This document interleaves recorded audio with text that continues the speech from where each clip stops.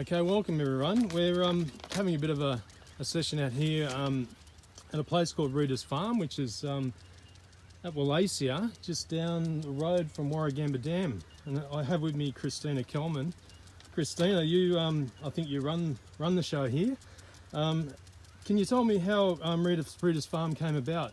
Yeah, so about 15 years ago, my mum, she's a retired nurse from China, and she came over to Australia and met my dad. He's a tractor mechanic, and about 15 years ago they decided to start growing after the tractor mechanic thing sort of started to die down. And yeah, we started off chemical free and quickly realised that people wanted to eat clean food, and then eventually went certified organic. Yeah, right. Do you think that being certified organic helps you to stay on the farm? Like you see now a lot of businesses being bought out in the veggie side of things and getting, becoming part of some big agribusiness. And do you think that organic sort of allows the family business to maintain, stay on the land and helps you, because you're able to sell to that niche market and stay in business? Yeah, I think that's definitely true. I think like a lot of my customers ask me why is organic so expensive, but I just tell them, probably should be asking why conventional produce is so cheap. Yeah. I think that organic produce is fairly priced. Like, we are paying the true cost of what it costs to grow it, to take care of it, to harvest it, to pack it, to send it, to waste it. We're paying that true cost when it comes to organic produce, and I think that it's not that going organic helps farmers, but it's enough for farmers to actually have a business. Whereas I feel that sometimes in the conventional side of things, that's definitely not the case. Yeah, I guess we don't factor in that environmental stewardship costs, and improving the soil, improving the water, and everything that flows off the farm is improving everything downstream, like we're right here at the Nepean River. So what you do, on your farm flows off into the Nepean River. That's and right. That can have impact down the river, and what you're doing is actually improving the water in a lot of cases when it runs off your land. Yeah, so, that's right. Yeah. So what does a typical week look like for RITAS Farm? Well, it starts off on Tuesday. We like to take Mondays off. Tuesday, Wednesday is really filled with our favourite activity, which is hand pulling weeds. So we're trying to get rid of some weeds. So we use the first part of the week to try and clean up around the place. And then towards Thursday, Friday is where we get really heavy into harvesting. We do a lot of farmers markets on Saturday and Sunday. And so Thursday through to Saturday is all our picking days. Mm-hmm. And yeah, so we try to sort of split up the activities throughout that. Yeah. Yeah, that's great. So so with the farmers markets, do you attend the farmers markets yourself, or you supply to some of the providors that then go to the markets? Yeah. So we do a bit of both. So we do about 10 farmers markets a week ourselves. Wow. And we also have some good friends of ours that use our name and buy produce from our farm that also do farmers markets. Mm-hmm.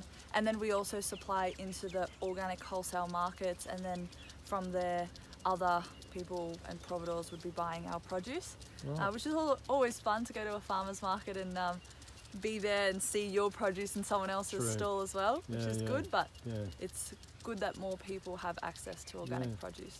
So with regard to what you grow here, I see there's some great kale there. Obviously the organic kale is doing quite well, but this time of year I suppose it's mainly brassicas and the like. Do you do tubers? Do you do potatoes and carrots and that sort of thing? Sweet corn? We do a lot of because we're at the farmers market and we're so close to Sydney, we've sort of come to the realisation that we need to provide a lot of produce, because when people rock up to a market, they don't just want to buy potatoes and onions, they want to buy an apple and one lettuce and a broccoli and all this kind of stuff. So we've really tried to diversify our operation here.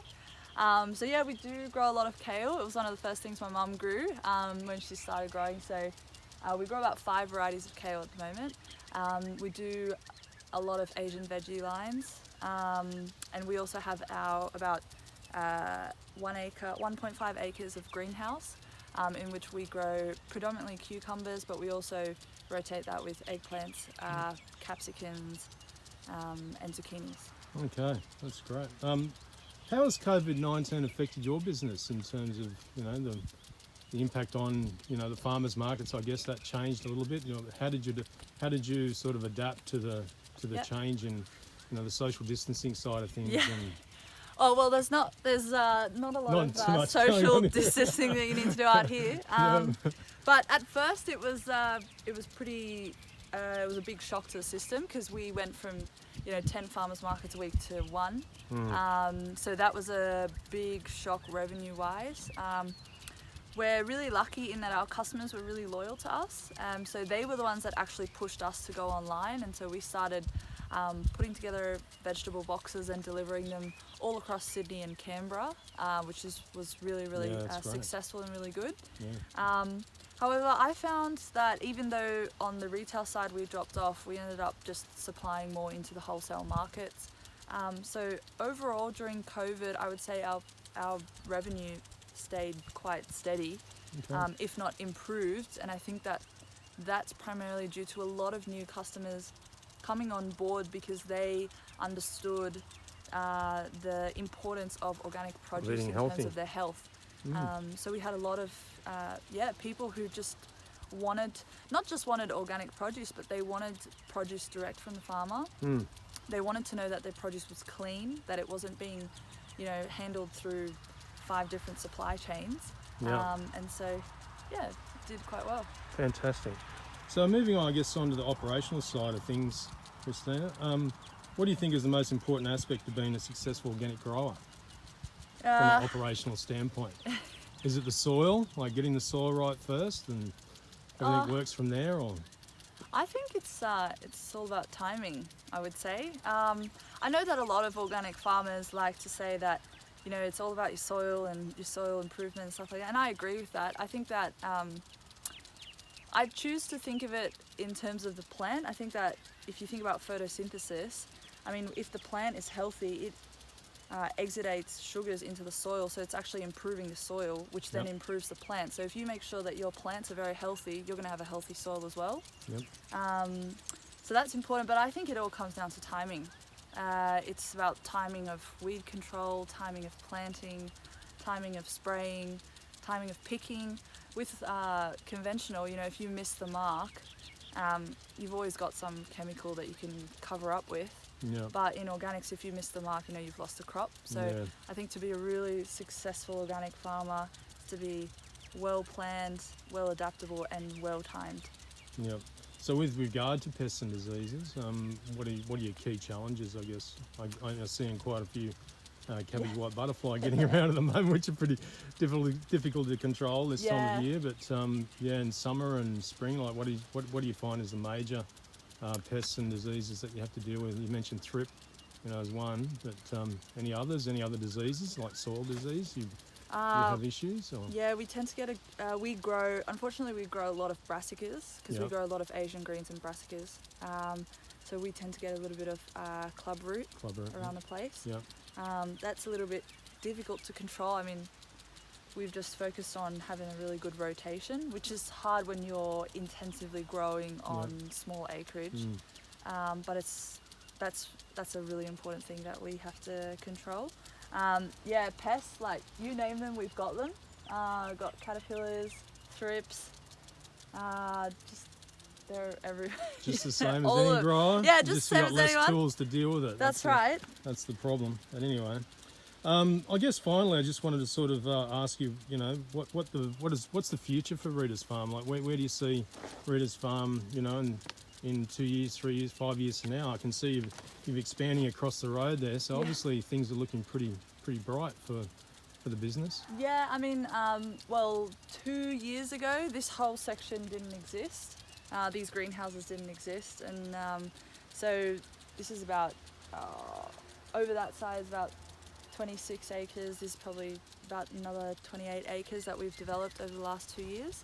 And we've actually only been on this property for 4 years, so we've expanded pretty fast, and hopefully the next couple of years should be faster again. I mean, Awesome. Dad and Mum are getting older, but so am I. So yeah, it's.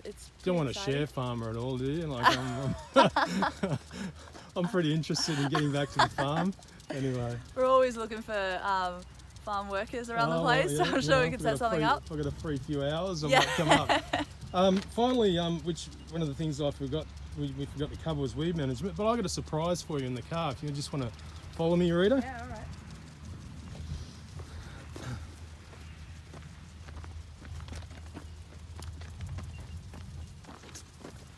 So this is the polyhouse structure, yeah, Rita?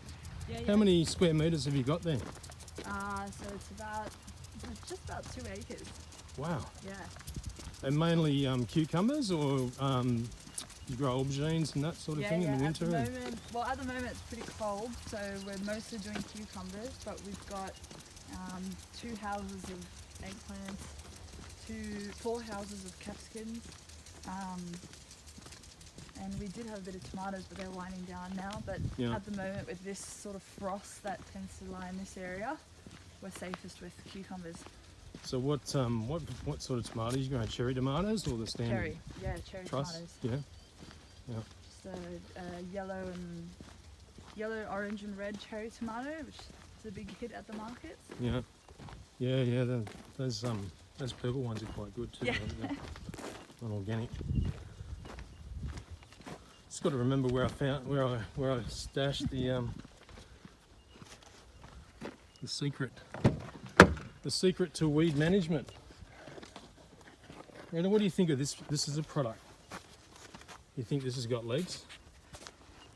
You know, I'm trying to deal with. I'm trying to deal with the situation of having lots of toilet paper. Do you think that'll work, or should I grab something else that that's probably more appropriate? It's called Gaz's. Is it Gaz's? Gaz's organic weed mulch. Weed mulch. Yeah. New innovation in weed wiping. Yeah. Very good. But what do you think? Do you think that one was probably a little bit better? Yeah, that'll do the job. All right. Yeah. Thank you Great very stuff. much. Thanks, Christina. Thank you.